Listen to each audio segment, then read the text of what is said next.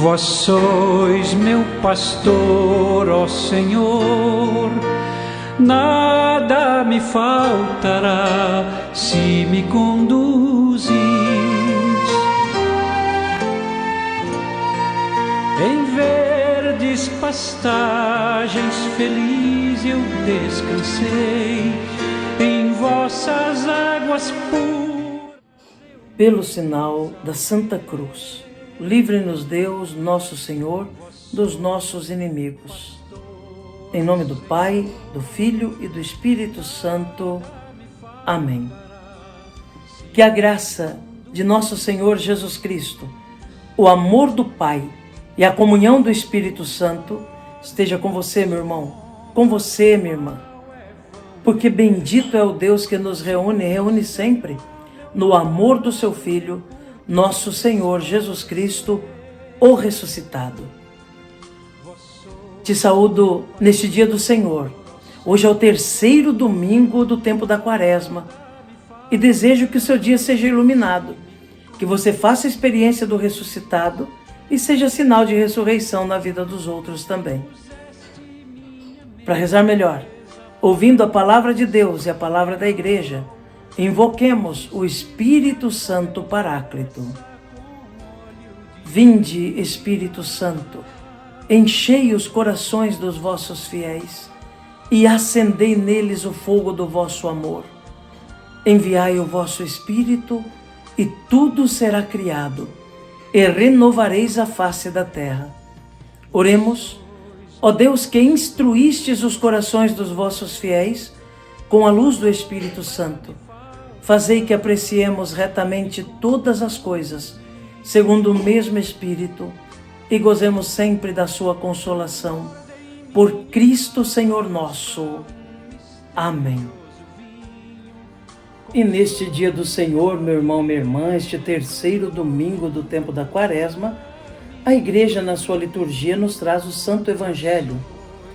O texto do Evangelho que nos é oferecido no dia de hoje está em João, no capítulo 4, nos versículos de 5 a 42. Ouçamos atentamente este Evangelho, que é a palavra de Deus e que alimenta a nossa alma. Proclamação do Evangelho de Jesus Cristo, segundo João. Glória a vós, Senhor. Naquele tempo, Jesus chegou a uma cidade da Samaria chamada Sicar, perto do terreno que Jacó tinha dado ao seu filho José. Era aí que ficava o poço de Jacó. Cansado da viagem, Jesus sentou-se junto ao poço. Era por volta do meio-dia. Chegou uma mulher da Samaria para tirar água. Jesus lhe disse: dá-me de beber. Os discípulos tinham ido à cidade para comprar alimentos. A mulher samaritana disse então a Jesus: como é que tu, sendo judeu, pedes de beber a mim, que sou uma mulher samaritana? De fato, os judeus não se dão com os samaritanos. Respondeu-lhe Jesus: se tu conhecesses o dom de Deus, e quem é que te pede, dá-me de beber, tu mesma lhe pedirias a ele, e ele te daria água viva. A mulher disse a Jesus: Senhor, nem sequer tens balde, e o poço é fundo. De onde vais tirar água viva? Por acaso és maior do que o nosso pai Jacó, que nos deu o poço e que dele bebeu, como também seus filhos e seus animais? Respondeu Jesus: todo aquele que bebe desta água terá sede de novo, mas quem beber da água que eu lhe darei, esse nunca mais terá sede. E a água que eu lhe der se tornará nele uma fonte de água que jorra para a vida eterna. A mulher disse a Jesus: Senhor, dá-me dessa água, para que eu não tenha mais sede e nem tenha de vir aqui para tirá-la. Senhor, vejo que és um profeta. Os nossos pais adoraram neste monte, mas vós dizeis que é em Jerusalém que se deve adorar. Disse-lhe Jesus: acredita-me, mulher, está chegando a hora em que nem neste monte, nem em Jerusalém adorareis o Pai. Vós adorais o que não conheceis, nós adoramos o que conhecemos, pois a salvação vem dos judeus. Mas está chegando a hora, e é agora, em que os verdadeiros adoradores adorarão o Pai em espírito e verdade. De fato, estes são os adoradores que o Pai procura. Deus é espírito, e aqueles que o adoram devem adorá-lo em espírito e verdade. A mulher disse a Jesus: sei que és o Messias, que se chama Cristo. Sei que o Messias, que se chama Cristo, vai chegar. Quando ele vier, vai nos fazer conhecer todas as coisas. Disse-lhe Jesus: sou eu que estou falando contigo. Muitos samaritanos daquela cidade abraçaram a fé em Jesus. Por isso os samaritanos vieram ao encontro de Jesus e pediram que permanecesse com eles. Jesus permaneceu aí 2 dias. E muitos outros creram por causa da sua palavra.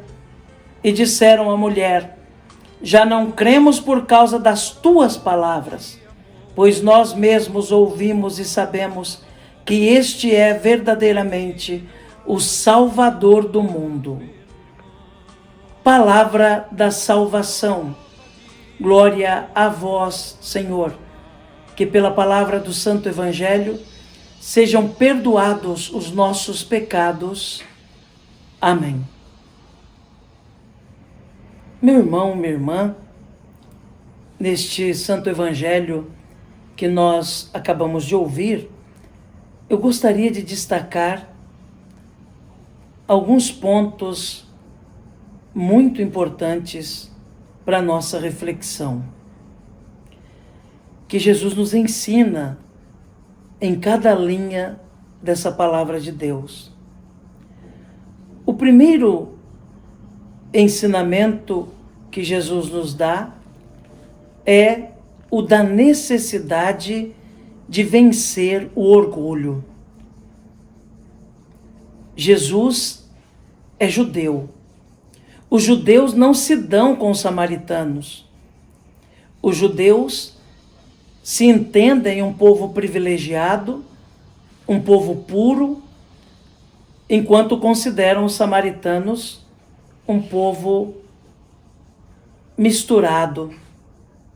Gente que se misturou com gente pagã no passado e que por isso é um povo manchado. Por isso não se dão. Os judeus acreditam que o lugar da adoração é Jerusalém. Os samaritanos, em contrapartida, acham que deve se adorar a Deus ali, no monte onde Deus deu a Jacó aquele poço. A verdade é que Jesus vence qualquer tipo de orgulho, ensina a vencer qualquer tipo de orgulho. Ele, sendo judeu, sente sede, sente no corpo o limite humano e encosta naquele poço em região de samaritanos. Puxa um diálogo com uma mulher, não se colocando superior a ela, mas até humildemente implorando a ela um copo com água, por causa da sua sede. Jesus ensina que toda espécie de orgulho deve ser vencida. Na necessidade, nos mostra como devemos nos aproximar das pessoas, sem fazer acepção de pessoas. Jesus não se sentiu diminuído por ter tido contato com uma samaritana. Jesus não se sentiu impuro porque teve contato com aquela mulher. E como homem, numa sociedade machista, não se impôs por sobre aquela mulher, desprezando-a. Muito pelo contrário, se mostrou necessitado dela. O seu corpo perecia pela sede, mas se mostrou necessitado daquela mulher. Então, o primeiro ensinamento, vencer o orgulho. Passar a olhar o outro como um de nós, sem a soberba de querer estar acima ou ser melhor do que o outro. A segunda mensagem, o segundo ensinamento que Jesus dá é que o Evangelho é para todos. Deus não faz acepção de pessoas. A salvação é oferecida a todos. Também aos samaritanos. Ainda que Jesus tenha consciência de que o Evangelho foi enviado primeiro aos judeus, ao povo da eleição. Mas Jesus sabe também que a salvação é para todos. Não para um grupo privilegiado de pessoas mais santas, mas aberto para todo aquele que abrir o coração. Aquela mulher samaritana, quando começa a dialogar também com Jesus, quando se abre ao diálogo, já vai também abrindo a sua vida para que Jesus possa penetrar nela e transformá-la. Aprendemos que não existe caso perdido para Deus quando o coração se dispõe a abrir-se para que Ele possa transformá-lo a partir de dentro. A salvação é para todos e não para alguns. O terceiro ensinamento que Jesus nos dá é a água da salvação que Ele oferece.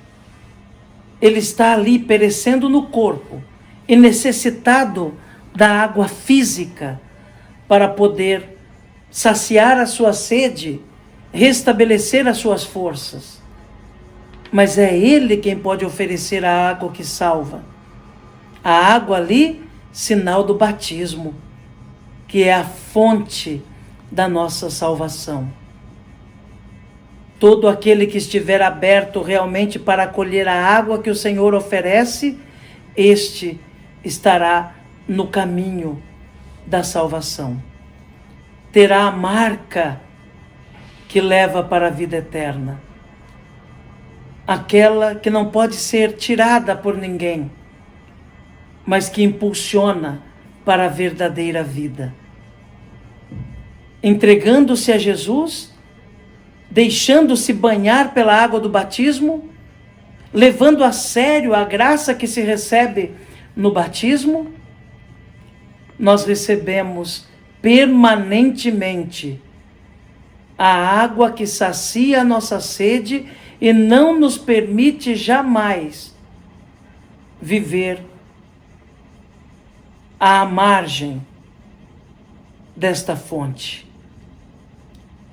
A salvação nos é oferecida por Cristo e só Ele pode nos oferecer. O quarto ensinamento é que é preciso fazer a experiência pessoal de Cristo, do seu Evangelho, da água que Ele nos oferece. Não é suficiente só escutar o que os outros dizem, ou simplesmente experimentar a experiência do outro. É preciso fazer a experiência pessoal e ter a convicção de que Cristo, a água viva, está ali, conosco, para nos salvar. Foi o que aconteceu no Evangelho. Aquela mulher fez uma experiência, ainda que no começo um pouco resistente, mas fez a experiência de Cristo e da água que salva.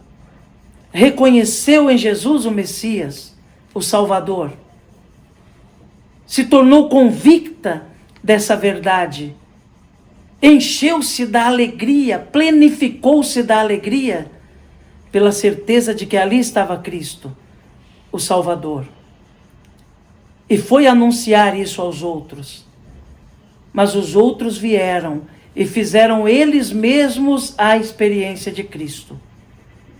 E tendo feito essa experiência, foram capazes de dizer: nós acreditamos agora não porque você nos contou, mas porque nós mesmos experimentamos. Isso é pedido de nós também, irmãos e irmãs, a termos a convicção do Evangelho, a certeza do Evangelho, a partir da experiência pessoal que podemos fazer de Jesus. Através da oração, da intimidade com Ele, da vida dos sacramentos, da vida da igreja, do contato com a sua palavra, estarmos cheios dele, convictos dele, tendo feito nós mesmos a experiência. Que Jesus nos ajude então a acolhê-lo sempre mais em nossa vida, de modo a estarmos plenamente saciados. E que Nossa Senhora reze por nós. Amém. E o céu